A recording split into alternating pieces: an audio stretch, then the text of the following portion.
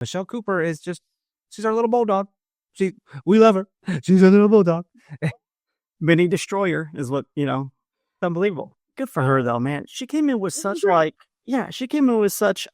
the second overall draft pick, right?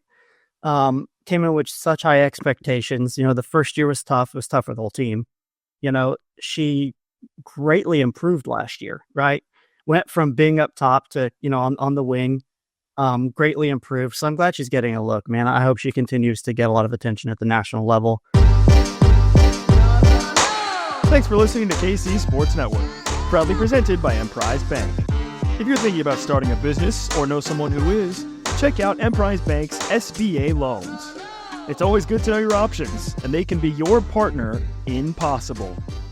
Hello and welcome back, everybody, to another episode of Currently on No Other Pod. My goodness, we missed you. I know you missed our beautiful voices in your ear holes. It's Daniel Kooser here with Chris Wright, here to talk all things Kansas City Current and National Women's Soccer League. Christopher, dude, I haven't seen your face in weeks. It's been a wild January. We've had a blizzard. It's just wild. What's going on, man? Oh, going well, man. You're right. I feel like I haven't been on for quite some time. It's been a little bit. Yeah. Things have happened. There are things discussed now. We know we have a schedule drop. We got some player signings going on. Some national team news. It's an exciting time, man. And the season, preseason's in full swing. The season's right around the damn corner. Yeah, it'll be here before you know it. I didn't take a look to see, when we got the schedule last year, but I feel like we got it pretty quickly this year. Or maybe I didn't see the lead up, frustration to the schedule release, but I feel like we got it pretty quickly this year. Yeah, no, it felt like that. It feels like it's earlier every year. And jersey releases are getting a little earlier every year, at least on the MLS side. The women's jerseys, they never really make them a big deal. I feel like I don't like Nikes as much as Adidas creatively. You know what I mean? I don't think it's as creative. Maybe that'll change. Who knows? It just seems like a very stock jersey sometimes, but that's going to be right around the corner too. I'm excited. So what do you, where do we start? Where do we jump into? Oh my goodness. Talk about the trio of people we signed on the day we recorded last. Yeah. Let's start there. Makes the most sense, man. And you might know some of these people's names. You got Katie Scott. There's Mary Long. Sound familiar? Anyone know that last name? And Claire Gagne. Am I saying that correct? Gagne, maybe? Okay. Gagne, cool. Gagne? Maybe, yeah. I'm gonna say Gagne style. Okay. It's gonna be a thing. That needs to be a thing. They all three of them signed 1-year deals, I believe. Stars in their college programs, man. Just KC Current committing to giving them a shot in a professional setting. Yeah, you got a national champion in there, man. You got people from the NCAA College Cup, most outstanding defensive player, Claire Gagne. Yeah. God damn it. Are you messing with me? Is that really how you say that? There's another player for KU that's pronounced Gagne. So I'm just and it's spelled the same. I don't know if it's pronounced the same, but what I'm rolling with. Well, Vlatko thinks all three of them will be able to step up the team's internal competition. And then, looking forward to seeing how they develop and all that stuff. Caitlin Carducci says they're excited. They could go anywhere in the world to compete, but they want to be here in Kansas City. Claire's from Minnesota. Mary Long, we know her. She's the daughter of the Longs. Grew up in Kansas here. But really was playing at the U17 World Cup last year. So that's quite the experience against top-notch competition. And Katie Scott has some U15 national team experience as well, man, and U17. So I think this would be great to bolster the competition in training and all that. Well, yeah, especially since a lot of these players we're just taking a peek at, right? We don't have the draft anymore. You got to bring these players in to take a look. Like, you take a look at our goalkeepers, right? Lorena, obviously, starter. Ivory's gonna, be our second choice player there. And then after that, Gagne, and then Osteen, who's an under 18 player. I'm a big fan of having a third keeper. It's kind of that young developmental keeper, right? Get up in your system, and just kind of learn from some veterans. So I would not be shocked if Gagne made the team, but some of these players are more or less, bring them in preseason, take a look, kind of see how they develop. Maybe not sign them this year, but you have an eye on them for next year. Osteen, I can see her being one of those where comes in, we get a look. Obviously, it's a very stacked roster, so we can't sign everybody. But that might be a player that we just keep an eye on as she progresses. Now, you're referring to the preseason roster they put out there. Correct. Yeah, some other names on there. So not a signing or anything like that, but definitely like what do you call it? A trialist? Someone coming in to try out essentially. Yeah, a non-roster invite is the that's what it is. NRI, right? Yeah. Yep. So do we have any others on that roster? Oh yeah, a couple of them. Yeah. So you're looking at Mallory Weber is considered an NRI. That's interesting because she was out of contract last year, right? Yeah. But didn't play. Big injury. I feel like her story is just it's tough, man. It's frustrating. What do you say? She comes in, doesn't have a ton of injury history, plays really well, incredibly hard worker, tears her ACL, gets back on the field, first game back, tears her ACL again. Last year, she was, kept on the team, but just my guess is this is probably going to be the last year they have her around to just take a look to see how she's able to recover, where she's at. And I don't know, if she's not able to play, who knows where her story is going to go. But I'm glad that she's able to at least have another chance to compete. I'm glad the current give her another chance, right? Some teams might say, thanks for showing up. We can't keep you on, but they're like, let's see what happens here, man. And she's healthy now, right? Like she's ready to give it a shot. Really hoping for her, man. Injuries are just a mental and physical frustration. And I hope that does not continue to plague her. Yeah, she's so ingrained with the team too. I mean, she's everywhere with the players, right? She has such a camaraderie. And she's, I think they really like her, kind of leadership and chemistry and personality in the locker room as well. So you want to have her around, but if she can't play, obviously that's tough. But I'm glad she's able to have an opportunity to continue to try and prove herself. I mean, in all honesty, man, no one would fault the Current for letting her go because it is a business and it's like, hey, it just hasn't turned out. We love you as a human being. We wish you all the best in your future endeavors, give one of those things. Or blame her if she decides maybe just her soccer journey's over. And we don't know. I don't want to, get too ahead speculating. Of that, speculating. But, when you have that many injuries, it's just really tough. And a lot of people have stopped playing for significantly less. And she's just a machine. And I hope she can make the team, right? That's kind of what you hope for. But I'm glad she has a chance. Now, this preseason update was actually posted January 15th. So a lot of these things, I'm not going to hit on these people that say not yet reported. I don't know if Lorena's there yet, She did arrive. Okay. Yeah. I assume I assume Bia's here, But, you're going to have people coming back from injury too, man. You're one thing I'm very happy about is seeing Gabby Robinson back in cleats, bro. That was short-lived last year, having a baller of a season early on and then season-ending injury and boom, our defensive troubles kind of happened over time and had to really solidify those up. But gosh, it's so good to see her out there smiling and training.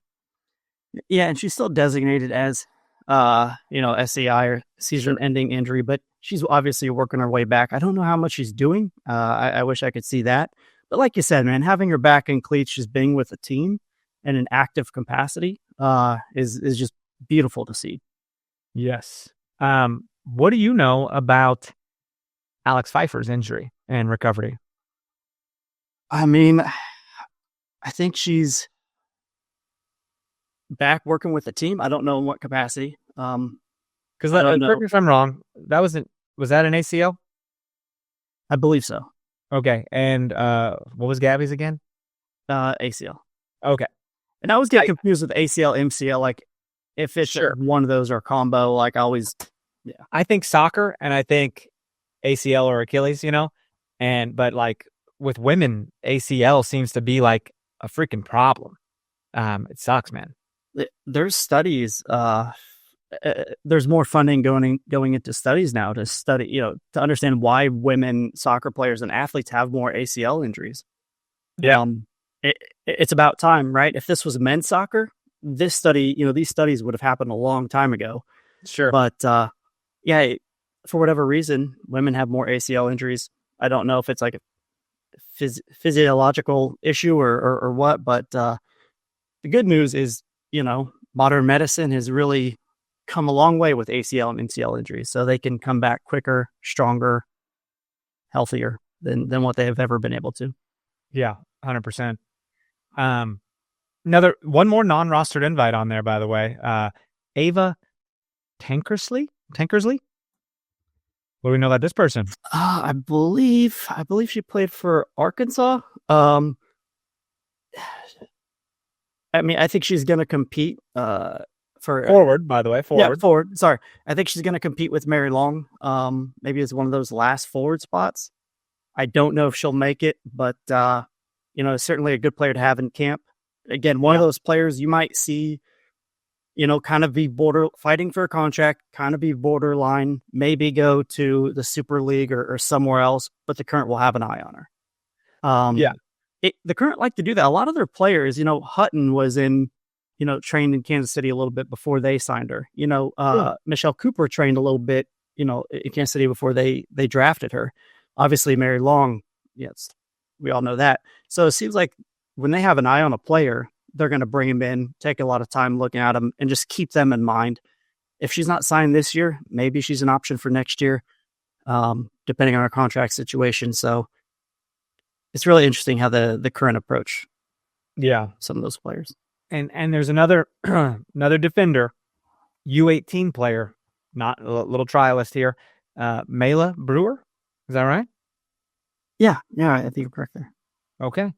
We'll keep an eye on them and see what you know anything about Mela? Have you heard anything? I believe she's I think she's quite young. So I think, but she's played in a lot of the, under national team stuff with a lot of other players who the Current have been looking at. So I don't know if she would make the team, but I think that I would not be shocked if next year or the year after she's playing for the Current. No, nice. Well, I want to go back to what you just said about competing with Mary Long for that, final like bench forward spot. Maybe that would kind of suck. Like, hey, I got to beat out the owner's daughter. Great, and then say you do beat them out, and you're like, oh, okay, bet the owners are mad at me or disappointed in their daughter. What a fun dynamic that is. It's such a tricky topic, right, man? You don't want to. It's not the player. You don't want to assume nepotism. You don't want to assume that, but like, come on, it's out there. We all know that. So let's try to take a look at it from, obviously she's had the best training camps you could imagine, right? In terms of like, she could afford to go to the best training camp. She's played under national team, went to Duke. And I believe Daniel Sperry mentioned that, they were a much better team with her on the field. I think she scored a couple times. She really impacted that team in a positive way. And I think she's quite young, right? I think she actually went to college early. So like, she's a very young player. I don't want to say it's nepotism. I'm trying to keep an open mind about that. No, but I'm not saying that either. Yeah, but I think if she wasn't with the Current, she might be with another NWSL team. Maybe so. So why not bring her in and give her a chance, right? Yeah, exactly. They know what she can do. Obviously, they've incredibly familiar with her game. So, I think she is deserving of the spot. So I'll go on record and say I think she's very deserving of the spot. I agree. But yeah, to beat out the owner's daughter, that's tough. What a fun time that is. Yeah. Cool, man. I want to a nice little preseason roster update we did there. I want to take a little break and come back and keep chatting with you. So everyone stay right there. Looking for tickets for your next event? Tickets for Less is your #1 source. Save big on every purchase when you use promo code KCSN at ticketsforless.com. Listen, I know you're a Cowboys fan, my friend. I get it. Life is rough for you.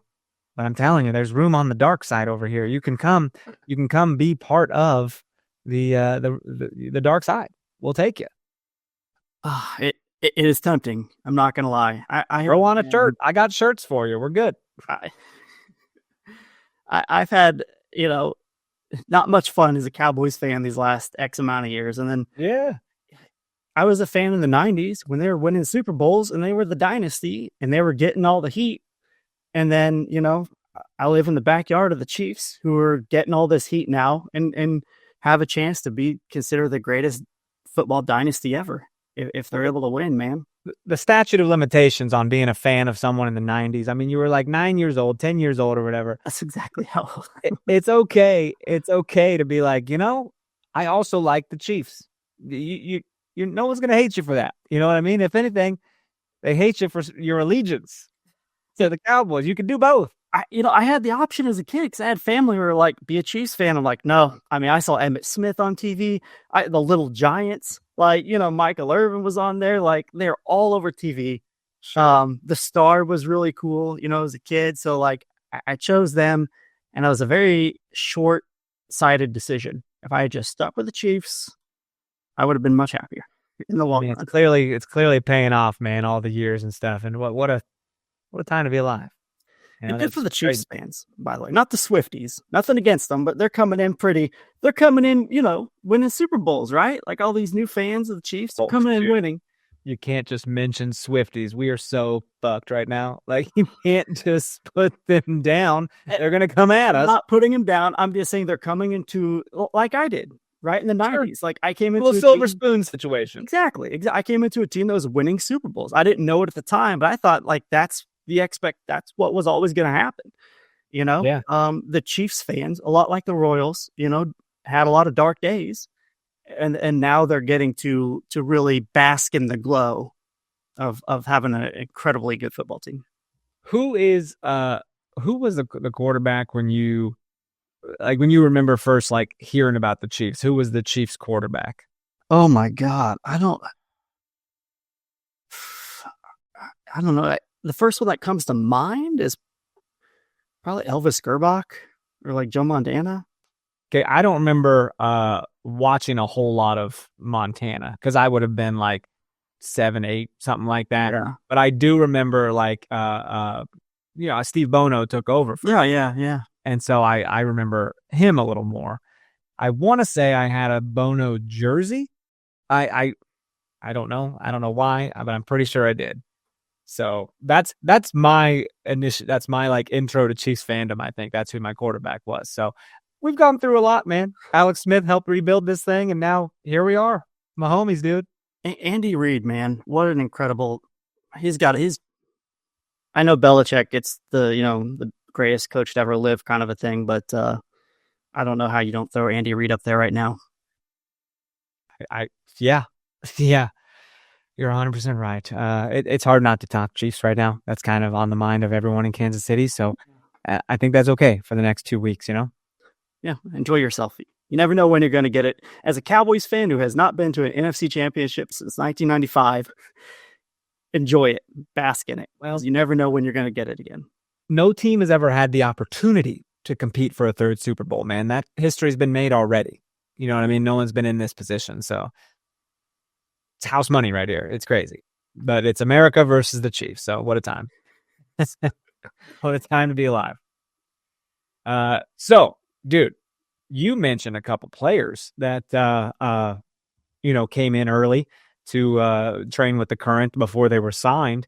And that was interesting to me because both of those players, Claire Hutton and Michelle Cooper, were called into the U.S. Women's National Team Futures Camp, which is, I think, just kind of hey, I'd like to see some people that maybe are the future of this national team. Good for them, because Claire Hutton's been beasting on the unders, all the U17 levels, U20, whatever. And Michelle Cooper is she's our little bulldog. We love her. She's a little bulldog. Mini destroyer is what, it's unbelievable. Good for her though, man. She came in with such high, the second overall draft pick, right? Came in with such high expectations. The first year was tough. It was tough for the whole team. She greatly improved last year, right? Went from being up top to, on the wing, greatly improved. So I'm glad she's getting a look, man. I hope she continues to get a lot of attention at the national level. I'm just happy for her. 100%, man. Now this is, it's these are players that were called up that are age eligible for the U.S. under 23 women's national team. Right. So, Hutton and Cooper are only 2 of 13 NWSL players that were called up. So that's kind of awesome because 24 were named to the camp and only 13 were NWSL players. For whatever reason, it surprises me that Cooper is that young still, because she almost seems like a little bit of a mini veteran, being with the Current for 2 years, going on her third. So it's wild. She has that veteran presence. I think of Michelle Cooper and I'm like, that's my girl. And then I'm like, wait a second. She is so new. Like she is not the leader, but she just comes off that way. She came into the team to be the face of the team, or one of the faces of the team when she was drafted. We gave up Lynn Williams for her. So, and the way she plays too. It's the way she plays out there. It makes me feel like she could captain this shit someday. Yeah. By the way, this is why they made the trade. That trade was not a short-sighted trade. 3 years like later. A smart trade. Yeah, 3 years later, Lynn Williams now with the rain. I won't say limited minutes, but not quite 90 minutes a game, right? And then we got a player on, in the futurist camp here. So with a lot of promise and sky's the limit. So, sometimes you got to give away a veteran to look towards the future. It's a sticky situation. It's part of the game. You just got to let it play out before you cast judgment. So. Yeah, I know. Remember when that happened? We were just like, what? Eyebrows were up. We were real concerned. Yeah. But good for Claire Hutton. I know she's kind of been on a lot of the national team stuff for quite some time now. So she continues that. And, there's a lot of players who are retiring from national team duty, right? For the U.S. So you never know who can get a shot. So just keep improving, keep getting better every day. And, you might see them. Now, I know this is just a futures camp, so it's like up and coming national team prospects. This camp's over now, right? Like we were talking about this late. I think it started like 3 weeks ago. Yeah, it might be over, at least ending. Okay. So it might be on. So, but what this isn't like the actual national team wasn't called in. These are all like younger stars, people that. Right. But it's with it's with head coach Emma Hayes, right? Yeah. So I mean, with their staff. Yeah, and their staff. So it's like you get to go in. Reminds me of when I was in high school, football, Emporia State University came and did an offensive lineman camp.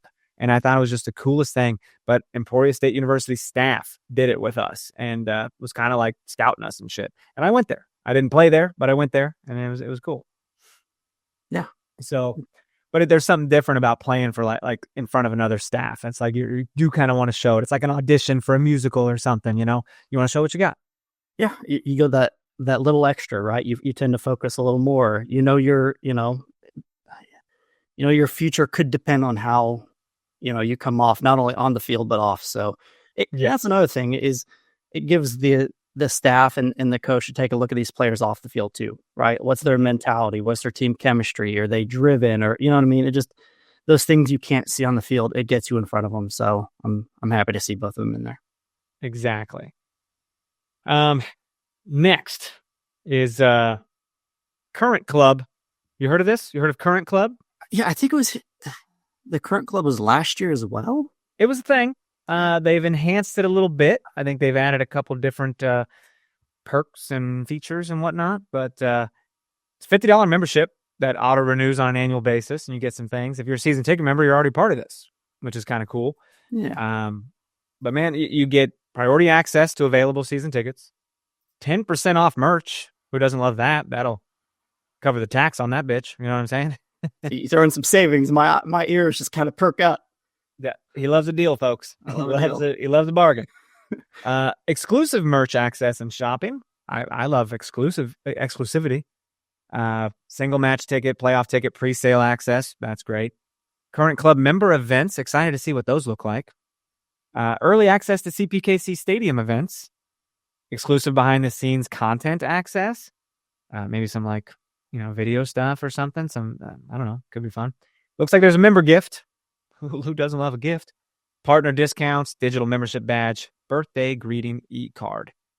It's cool, man. $50, but if you're a season ticket member, you already have this. So you're already enrolled. I don't even know what I'll hear about. I'm sure I'll get something in my inbox and be like, hey, happy birthday. I'll be like, oh, thank you. I think the main function is just to have a club that people who don't have season tickets can kind of hop in, feel connected, feel included, and, have the opportunity to get tickets, if things are limited. Right. So it's cool. It just, you don't want to just have it season ticket or nothing. Right. Especially with 11,500 seats in the stadium. You want to have something else there for the rest of the fan base. And is it 11.5? I thought it was 12.5. Is it 11.5? Man, I don't know. It might be 11.5. I don't even remember. I think I could be wrong. Let me double check. Once you have season tickets, you don't even worry about it. It might be 11.5. Why was I thinking 12.5? 12 just sounded better in my head, but it is 11.5, isn't it? I'm looking for it. Are you kidding me? It's 11.5. All you gotta do is Google, bro. I just Googled, came right up. I'm just. What are you looking for? I'm just slow. I'm a slow typer. But yeah, 11.5. Why did I think 12.5? I'm nuts. I think I really said 12.5 to somebody, and I'm like, that's not right. I don't know a damn thing. Well, maybe when we were at CPKC, I always had the video board that had the attendance, and it was. Don't give me any leeway. I know. I thought that. I'm trying to help you out. You know what? I did have someone. I when I see people, and they know I got season tickets to both teams and whatnot. I get asked a lot of the time, what games you like going to more, and that's a tough question because they're both very enjoyable in their own way. My answer is always depends who's having a winning season. Who's getting results, right? There were some stinkers of KC current seasons or KC NWSL seasons, right? Now Sporting KC was stinking, and KC Current was a blast last year. But so I always throw that out the window, and I say, CPKC Stadium, dude, it feels like such an intimate environment. The vendors are like actual food places from around town, which I think is awesome. It just feels very connected. The stadium's beautiful. I don't know. I think I got to pick that place. You know what I mean? It just feels special with that bridge and the river in the background, even if it gets stinky at times. It's quite the fun time. Well, especially with, I'm trying to tactfully say this, but in today's, in today's climate, right? In today's climate, being with community is really important, right? Supporting local businesses is really important. Oh yeah. And supporting, the businesses who the Current have in their stadium, and obviously have shops and restaurants outside of the stadium, but supporting local businesses is I don't want to say important again, but it's crucial. So it's paramount. Yeah, absolutely. Yeah. It is important, man. And all the diversity of food too, by the way, right? Yeah. I'll be excited to see if new things come in this year, or other things leave, or if they return. That'll be fun. I don't always try to spend money on food, but if there are vegan options in that stadium, I got to try it out. Yeah, at least try it once, right? Yeah, at least try it once. 100%. Whereas over at Children's Mercy Park, I'm trying to strap vegan hot dogs to my chest to get through security. You know what I mean? You're trying to use your your sporting bucks on some pretzels, because that's about all that, It's rough. No one needs one of those pretzels. You eat one of those pretzels, you just feel like trash. I don't know why, but it makes me feel awful. I love the salt, but I feel like every time I eat it, I'm dried out. I'm like a slug. You pour salt on me, and I'm just It's like, I know I should pee right now, but I don't have to. So that makes no sense. Folks, what you all came here to hear about, I know we've just kind of been chatting about knickknacks and stuff like that, but It's been fun, though. It's been fun. Been a lot of fun. Yeah. But we had a schedule release. The NWSL schedule is out, man. We know who we're playing, where we're playing, what network we're playing on, home opener, season opener. Like it's here, dude. And I want to talk about some fun games. I want to talk about rematches and storylines, and kind of use the last part of our time to really break that down here. So if you were living under a rock, our season starts March 15th. March 15th against the Portland Thorns. Did we not open up against them last year and have that freaking 5-4 barn burner game or whatever it was? We did. Remember that? Was it 5-4? It was 5-4. Yeah. Oh, we were crushing them, and then Sophia Smith started doing Sophia Smith things. I was like, what is happening here? Our offense rocks, but our defense is just not great right now. Yeah. 11:45 game, by the way, on Big ABC. I love it. I love the early games. I don't know why. Like, I'm not an early riser, but I love the early games. Reminds me of college football, man. KU kicks off at like noon or even 11, and you're out there drinking mimosas at like 7 or 8 in the morning, having a good time. That's what this feeling is. Yeah. But I mean, a lot of these teams have really changed. There's been a lot of players who've come and gone. Gurma. I mean, I know we're going to talk about Portland, but Jaden Shaw went from San Diego to North Carolina. Gurma went to Chelsea, right? For $1 million transfer fee, set the record. So that just shows you where women's sports is headed. Niswanger is going to Arsenal. I know there's rumors about Trinity Rodman, maybe after this year. So this league has dramatically changed. Like, a lot of these teams do not have the same roster. So it's going to be really hard to kind of predict where they're at, kind of going into the season. But I mean, a home opener against Portland, man, with their history and Sophia Smith, that's always fun. 100%, man. I was kind of doing some math here, and I see we have 6 games that are at 9 or later. Leave it to my old ass to look up the 9 o'clock games. That's what I do. Not even like chunks of home or away. Like, just what times are they? Not even trying to fall asleep during these games, bro. I got to plan accordingly. You got to get that afternoon nap in. Who you telling? I'm sorry, folks. I'm pushing 40 over here. I get sleepy. Bro, do you turn 40 this year as well? I think so, man. You think so? What the fuck is that? Yeah. Okay. I'm double check. Yeah, I turned 40 in July. You did not just do. I had to do a double. I don't pay attention to it. And that's a symptom of turning 40. You're not sure if you're turning 40 this year. Until somebody asks me, I don't know how old I am. Oh my God, I'm losing her. So I'm looking forward to that home opener. I think that'll be a lot of fun. Some other things I'm looking at, man, is our very first rematch with Orlando Pride. That is the last team we played. Remember, they beat us out of the postseason. If y'all aren't still salty, you need to be, because we go down there on May 16th. Little 7 p.m. action on Prime Video. That must be, if it's Prime Video, that must be a Friday game, right? I think Prime Video only has Friday. It is. You're right. So that'll be a big one I'm circling. I also see we play the Chicago Stars. I'm like, what happened to the red in your Stars? I'm not liking it. I don't like this new new artwork. I mean, the Red Stars paid homage to their city flag with their red stars on the flag. Like, they were so ingrained into the city with their badge and everything, even their jerseys. Like, their jersey was one of the best jerseys I've ever seen. You remember that? I almost bought it. I'm a Kansas City fan, and I almost bought it because I lived there. They had like the freaking transit system on there. Yeah. All the trains and bus routes and shit. I thought that was insane. They went from something very Chicago-y, like very Chicago, to something very generic. Yeah. They're like, we don't need that. We don't need you, Chicago, because we play too far away from you anyways down here in Bridgeview. We know what it takes to get down there. By the way, before I forget, some of the league news. I know we're going to come back to schedule, so I'm bouncing around everywhere. But Houston is up for sale now. The Dash, the team is up for sale. Yeah, we do it.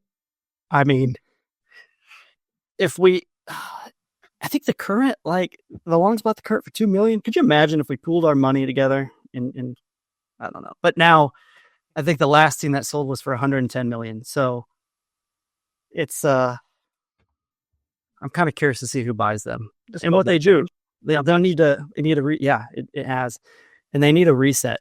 I mean, the Dash have been quite awful on the field and off. So I wish some ownership group would get involved on this, man. Like, who's a celebrity or someone that's pretty ingrained in Texas. The first one that comes to mind is Matthew McConaughey. He's always at those Austin FC games, but he's mainly an Austin guy, I think, because he's always at the Texas football games. I saw somebody reference J.J. Watt since he played with Houston Texans, and then Khalil Watt. Hey, interesting. I mean, there's no truth to that. That's just the first thing that came to mind. But, speculation, kind of fun. Dude, there's a lot of big network games here. There's a good stretch of games on Ion, which I think you got to go on like Pluto or Tubi to watch. I believe it's on one of those, but there's a CBS Sports Network on there, some Prime Videos, big CBS, couple of those, and an ESPN game. I'm only seeing a single game of us for us on ESPN, so that's interesting. And then of course they still got NWSL Plus going on, which isn't always perfect, but you do what you can. At least it's free. Yeah, that's probably the biggest thing. People don't have to have 19 streaming networks to watch their favorite team. I mean, we have Prime through my brother, but I mean, it can get pretty expensive if you're trying to, watch a lot of NWSL. So I'm just taking a look at a lot of these networks here, man, and a lot of them are Ion and NWSL Plus. So that's good for, fans to be able to watch without shelling a whole lot of money. CBS is good too, man. You can get that over freaking bunny ears. You know what I mean? Put an antenna on there. So right. I'm excited. Let's see, I'm trying to see what really stands out to me in focus, and there's nothing really. No big plot points here for me. I mean, I always look at there's a big break, by the way, big break between June 20th and August 1st. Yeah, take that time off. I'll just give you a little bit of a rundown of some teams I think could be better or worse, or just my preseason general vibe of them. Okay. I think Portland will be good. I don't know if they're going to be a top 3 team, but they're good. They're always going to be good when you have Sophia Smith back there, right? Yeah. Washington, they're coming back. Croy Bethune, rookie of the year is coming back. She got injured late, so she probably won't play for a little while. But WSL Cup runners up. You know what I mean? They should be good again, right? Exactly. So they're always going to be difficult. Utah played tough at the end. They could stand to get better. I mean, they were getting better. Yeah, exactly. The Wave is an unknown, man. They brought in a lot of international players, but they lost Gurma and Jaden Shaw. So I don't Alex Morgan. I really don't know what to expect from them. To me, they're a big unknown, just because a lot of the players they brought in I'm not overly familiar with. Houston got a couple good pieces, but it's really hard to put confidence and faith in the Houston Dash.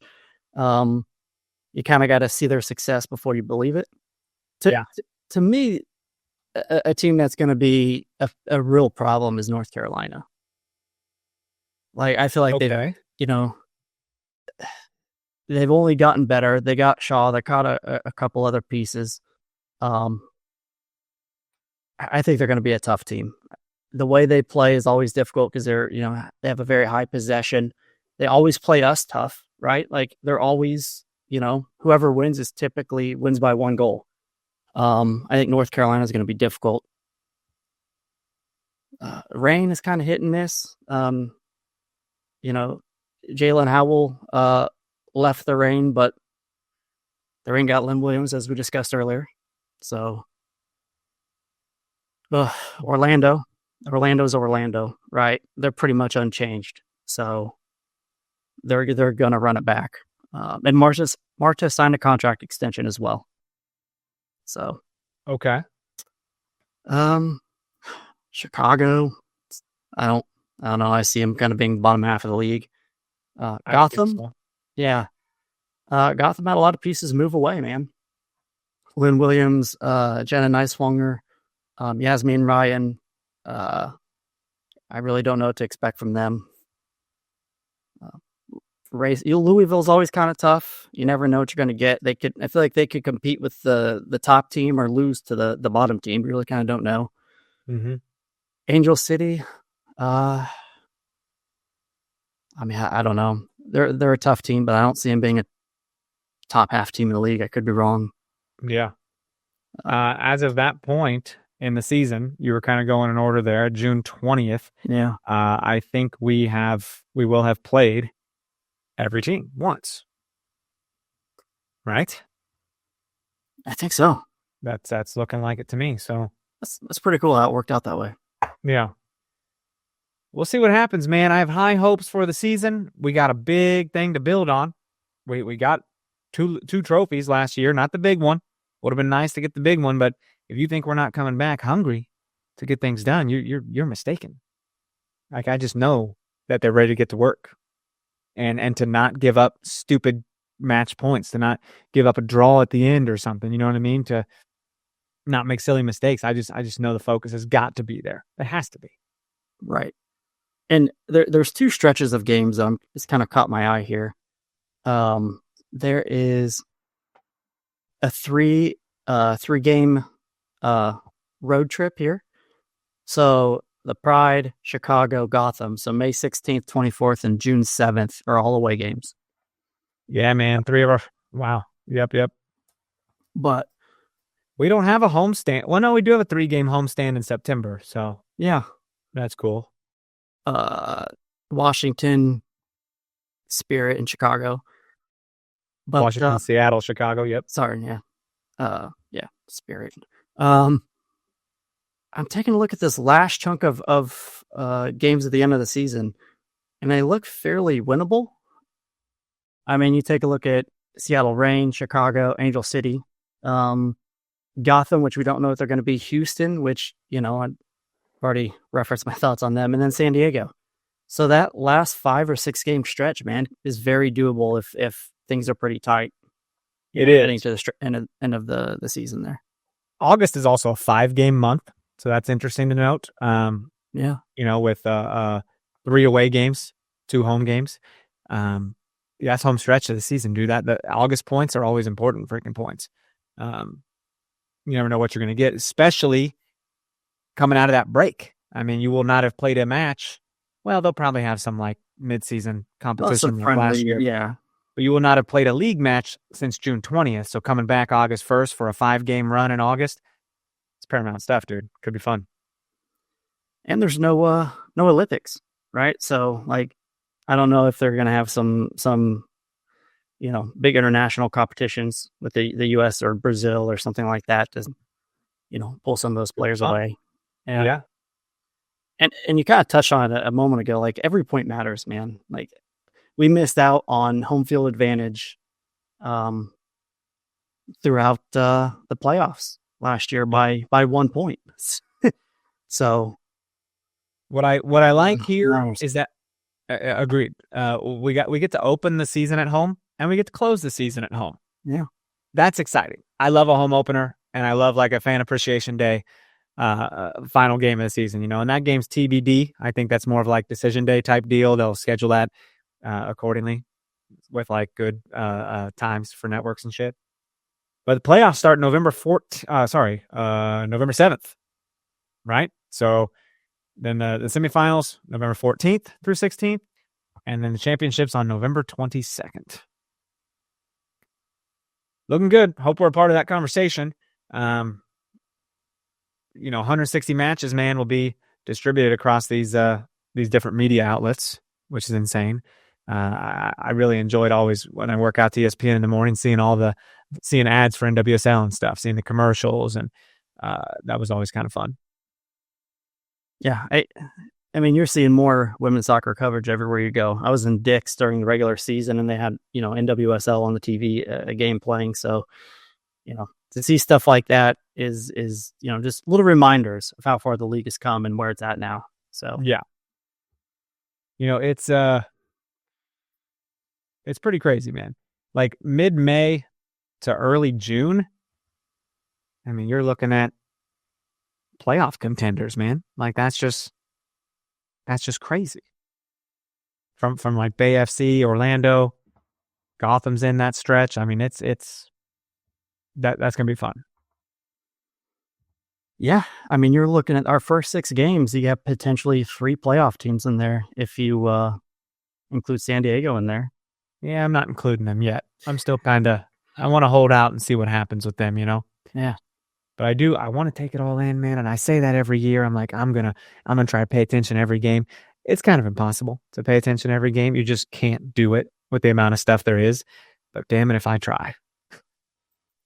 Yeah, you even find yourself like, one thing we'll do if we go to a current game and we're driving home and there's another game on, we'll have it, on the phone, not necessarily watching as I drive, but Of course. you listen to it, right? You can have it Always. through your Bluetooth and you can just kind of follow along there. But yeah, likewise, I'm gonna try to catch as many games as I can. Nice.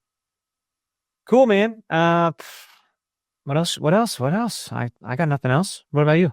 I think we kind of nailed it. I've heard some, Cindy, Lara, and Sperry mention that Ball and Hamilton, they're still communicating with them, the current are. So, I think the idea is to still have them come in. But I think that's kind of where things are trending, but nothing's official. So just kind of throwing those names out there. Good deal. Those are favorites. Yeah, and obviously we trust the reporting there. So yeah, I'm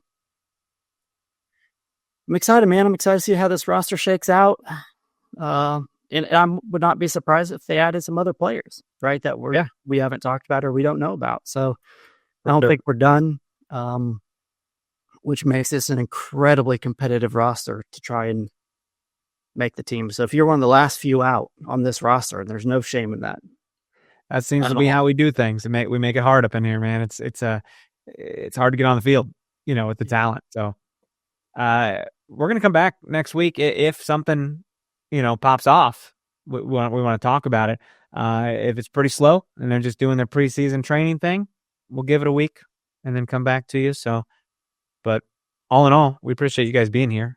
It means the world. We love talking about this stuff with you, and means we enjoy that you enjoy it as well. So, that we good, bud? Anything else? Yeah, no, we're good. Okay, Got it.